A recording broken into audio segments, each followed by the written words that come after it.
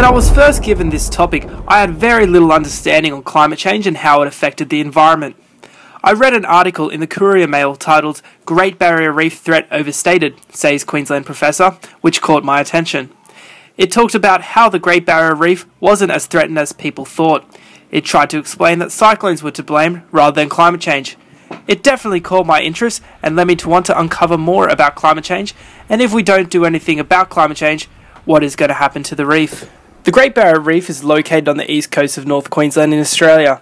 It is roughly the size of Japan with an area of 344,400 kilometres squared and is home to 133 species of sharks and rays and 1,625 types of fish.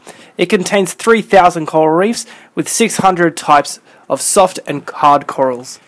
Global climate change has become a major problem on the environment and has caused many issues with ecosystems trying to adapt to the fast-changing abiotic factors within it. The main contributing factor of climate change increase is caused by human interaction through generated changes in atmospheric compression. The inflation of atmospheric compression is mainly associated with energy use through the burning of fossil fuels and urbanization. These changes in the atmosphere can result in changes in extreme temperature, causing ice caps to melt and sea levels to rise. The biggest problem about climate change is that it affects the environment, and without directly reacting to the main causes of climate change, our world may become something very different in the near future. There has been a lot of controversy over what is causing the Great Barrier Reef to decline in coral cover. Is it climate change or is it something else?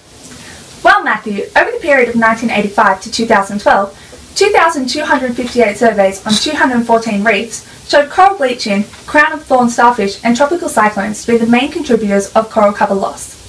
Coral bleaching is caused by the ocean's water temperature rising. Tropical cyclones have also increased at a rate of 2.85% per year due to the increased ocean temperature, which makes me strongly believe climate change is a major contributor to the death of the coral reef. This graph shows the average temperature worldwide from the 1880s to 2015. You can see there is a continuous fluctuation of temperature, but from 1971 to 2000, the average temperature was at 0 degrees.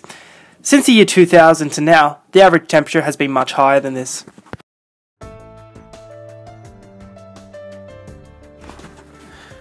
Over the past 50 years, the west coast of the Antarctic Peninsula has been one of the most rapidly warming parts on the planet.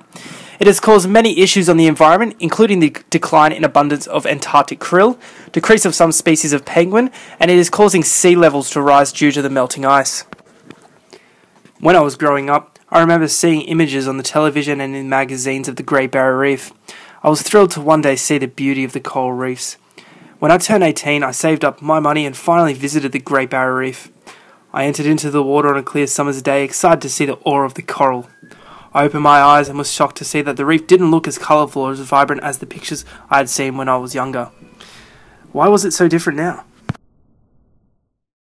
Coral reef bleaching and sea level temperature rising in areas where it is shallower, such as island resorts, will have a much higher effect on coral damage. Publicity coverage on the effects of severe coral bleaching, cyclones and catchment runoff can be crippling to a $6 billion tourism industry in the World Heritage listed marine park. To ensure climate change reduction strategies are met, it is paramount to have support from everyone to reduce human impact on climate change. The main reason so many people do not act on climate change issues is due to them seeing it as an issue affecting other communities and future generations, meaning they feel it has a less direct effect on them. My journey on the effects of climate change on the environment showed me that the issue at hand is something that cannot be ignored. The facts are in front of us, and the environment cannot be sustained in the future if we continue to exploit resources that are causing so much harm to it.